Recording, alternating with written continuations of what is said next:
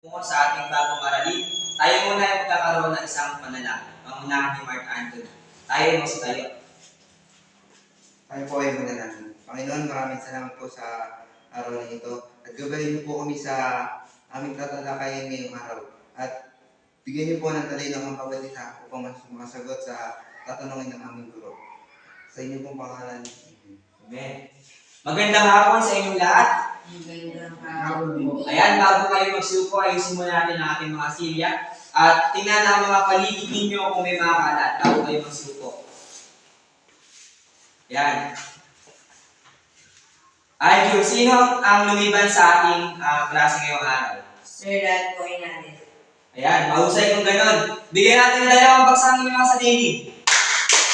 Ayan, bago tayo magpatuloy ay nais ko munang ibahagi sa inyo ang mga alituntunin sa ating klase. Ang una ay makinig sa nagsasalita. Pangalawa ay maging aktibo sa ating talakayan. At ang pangatlo ay huwag mag-usap sa mga katabi kapag ka may nagsasalita sa harapan.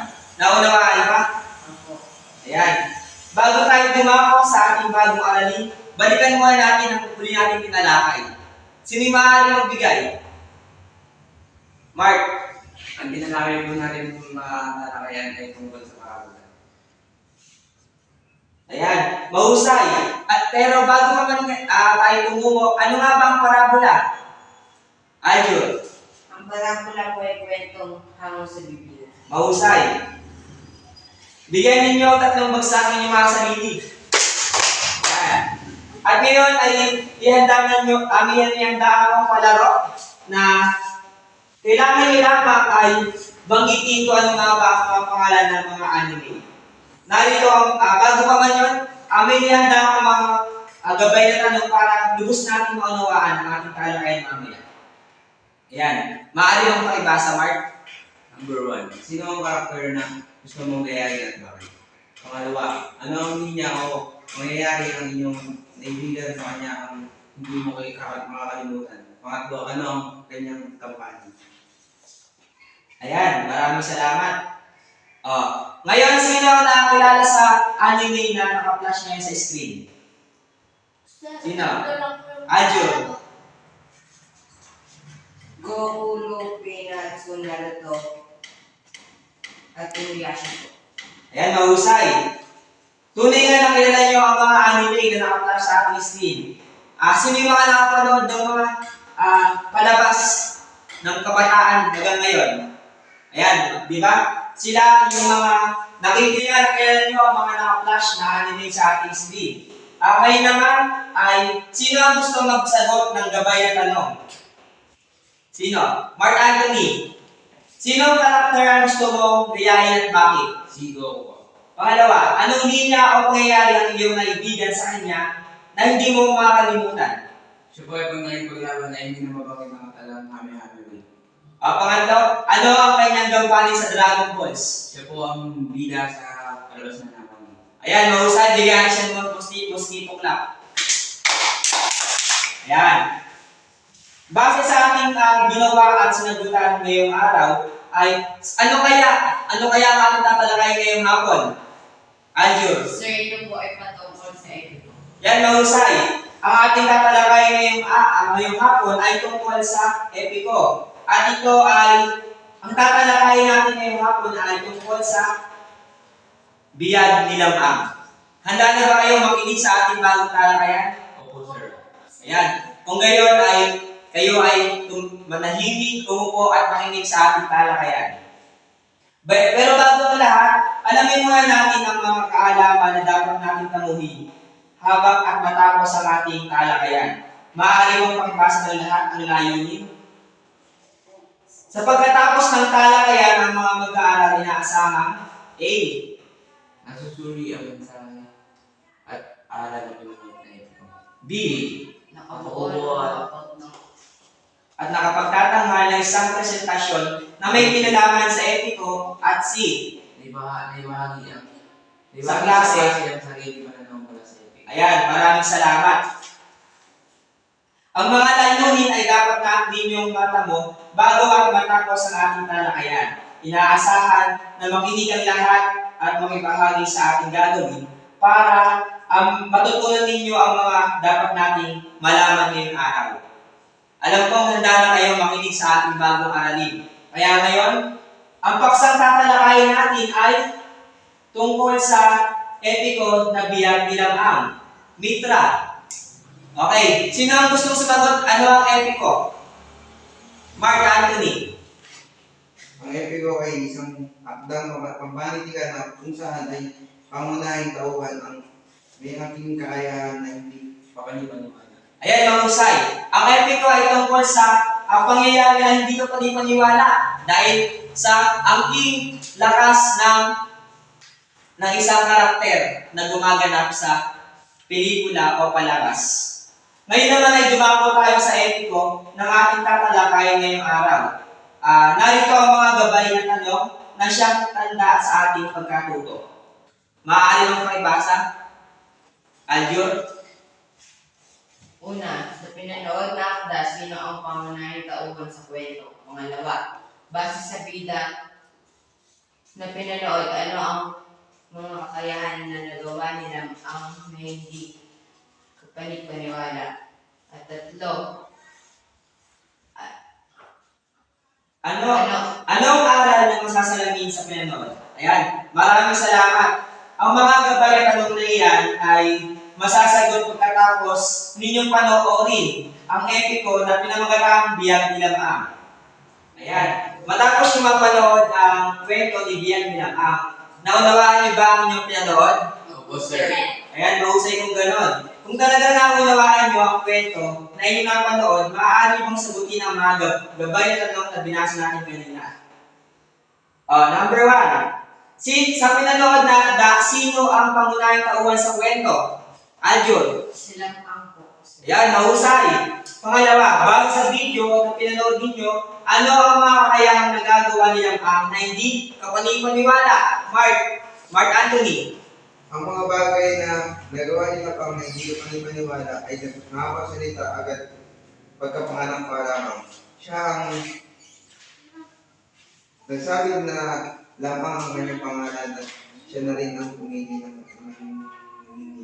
Ayan, mahusay. Sila pa kay bagong panganak ay siya na agad yung pumili ng kanyang mga ninong. Pangatlo, anong aral ang masasalamin sa pinanood na akda? Aljur. Lahat ng pagsubok sa buhay ay kanyang lampasan hanggat naniniwala tayo sa kanya kaya nating harapin lahat ng pagsubok ay sa buhay ay tiyak malalampasan natin ito. Ayan, mahusay. Bigyan nyo nga ng tatlong bagsakan yung mga sarili. Lahat ng pagsubok sa ating buhay ay kaya natin lampasan. Lalo na kung magtitiwala tayo sa ating sariling kakayahan. Walang mahirap na gawain sa isang madiskarte at maabilidad na tao. Naniniwala ba tayo doon? Opo, sir. Ayan. Maraming salamat sa inyong pakikibahagi. Mukhang naunawaan talaga ninyo ang epic kung ating pinanood. Ngayon naman, dahil dyan magkakaroon kayo ng isang pangkatang gawain. Narito ang mga panuto, kada pangkat. Ang unang pangkat, ang pangkat ni Aljur ay gagawa kayo ng isang graphic organizer na nagpapakita ng mga hindi kapanipaniwalang pangyayari sa kwento. Naunawaan ba? Ako, sir. Para naman sa grupo ni PJ, pangalawang pangkat, panuto, gumawa ng tula na sumasalamin sa aral na napulit sa kwento. Naunawaan ba pangalawang grupo? Okay, pangatlong grupo.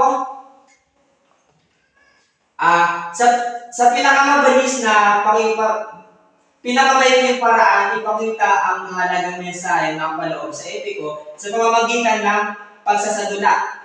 Ngayon, ay nalaman ninyo na ang mga panuto na inyong mga gagawin. Narito naman ang pamantayan sa pagmamarka. Nilalaman ay 30%, pagkamalikhain 25%, ang partisipasyon naman ay binagyan ko 10% na may kabuuang 100%. Naunawaan ba ninyo? Sir. Ngayon ay pumunta na kayo sa inyong mga grupo upang gawin ang inaatas ko na gawain. Hindi nyo na ang pamantayan sa pagmamarka. Ngayon ay bago kayo magpresenta, kayo ay bubuo muna ng isang liyen na hudyat na kayo ay tapos na sa inyong gawain. Meron lamang kayo 7 minuto para pag-usapan at bumuo ng naatas sa inyong gawain.